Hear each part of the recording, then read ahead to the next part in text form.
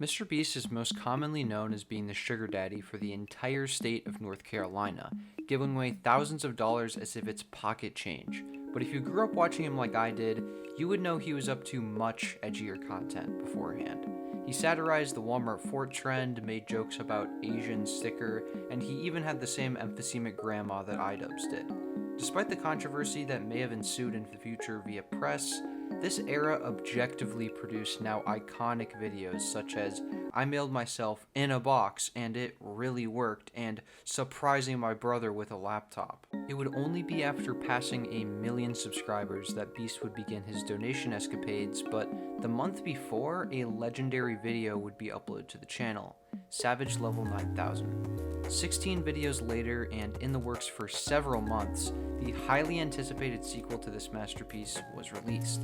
Now amassing 4 times the original viewing, Breaking the Law had not only toppled the original, but became the 3rd most viewed video on his channel at the time. But what led this video to taking off, especially as opposed to the original? And where did this even come from anyway? Spotlit in the iconic videos, Say Grace's You Don't Own Me released on March 17th, 2015, nearly 2 years before MrBeast's Savage Level 9000 video. However, MrBeast did not actually come up with or start the meme himself, rather a comedian by the name of Luke Kidgel.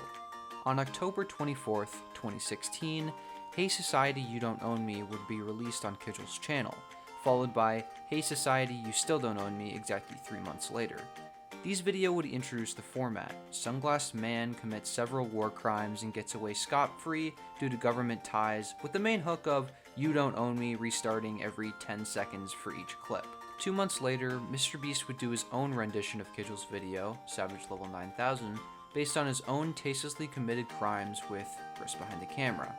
Because of Beast's video blowing Kidgel's out of the water, not to mention the very high subscriber disparity, there seemed to be some controversy regarding the 2 videos. Kidgel felt as though he needed to include the fact that MrBeast did in fact copy his idea, and he actually put that in the pinned comment of his 2 videos, despite the dates being a clear difference, as well as Beast giving the channel credit in his original video. To be fair to Kidgel though, when I had originally watched MrBeast's video upon release, I had no clue that any other creator had made anything similar, assuming it was just another skit by Beast along with the other content made at the time. There didn't seem to be any drama between the creators, however, and thus a trequel was created to the Hey Society series, becoming the most popular video on the Luke Kidgel YouTube channel to this day, with over 4.7 million views. But something was boiling. A brand new project on the way for the MrBeast channel. He was charging up. Sure, he meanwhile was counting to a really big number or giving away thousands of dollars, but his audience truly knew that his eyes were on the prize, a sequel sure to win the war. And so on July 9th, 2017, the same concept was released with a fresh coat of paint called Breaking the Law, a much more enticing title. But this video was more than the first. It also included some sort of skit featuring both Jimmy and Tyler, with Chris once again behind the camera. It also contained outtakes concluding the video, similar to Kidgel's second video by the similar concept. Using the satirical tone his videos were known for at the time, with the overdone savage meme on top of the stolen format, MrBeast had to know the potential the original video had. Even looking back, this video didn't necessarily disrupt the catalog of videos he'd been making at the time, as most know he'd do any video that came to mind via going through his dictionary. This was, however, released during a big changing point on the MrBeast YouTube channel, as the concepts and ideas were beginning to grow more and more outside of his corner comfort zone, bringing in skits from around the house, but most notably around his neighborhood. Of course, the most notable example at this time being the beginning of his donation journey, with giving a random homeless man $10,000 via Quid, but also We Are Better Than Dude Perfect filmed in a gym, and dropping 10,000 pennies in a public prank, and of course the focus of this video. The reason this video is so notable inside of this era of his channel, other than entertainment value, was subjectively for having to do with his progression as a YouTuber and later on as a YouTube philanthropist. If you compare the 2 videos previously discussed, it is almost as if an actual experiment was conducted by Beast himself, not unlike previous experiments like his tags video. When contrasting the uploads, 3 main differences are clear. The more popular video has an objectively more enticing thumbnail, more enticing title, and longer potential watch time. And nowadays, Beast constantly reinforces these 3 concepts as definite content objectives.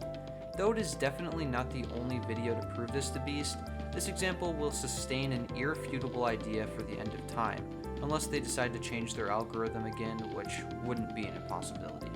Now, we don't really have any evidence of this, but the original thumbnail for the Breaking the Law video specifically was actually using a shot from the video that framed it in a bit of a different light. That is, Jimmy just walking in front of the car. I feel as though this is probably one of the reasons that the video is so popular. The thumbnail is almost too extreme, which ironically seems to be the reason it was changed. It doesn't necessarily seem as though it actually was ever explained why it ended up being changed though, but it was probably during a time of Beast's attempts at cleaning up his past videos by a bit, potentially during the same time he privated or deleted the worst intro series. As for the video holding up nowadays, well, it checks out. This video transcends being just some sort of meme, but more so in the viral video genre. So it seems to be timeless in its rewatchability several years later, besides the title of the first.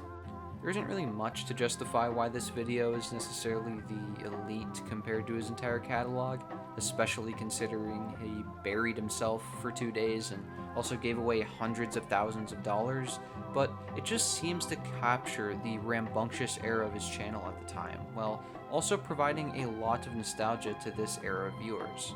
In conclusion, these 2 videos have bolstered a small back and forth, an important concept to grasp in the content creation here on YouTube, and of course uphold what I consider the best take on this meme format, if you will, becoming one of my favorite videos on the platform.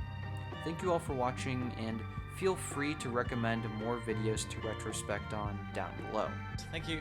See you later.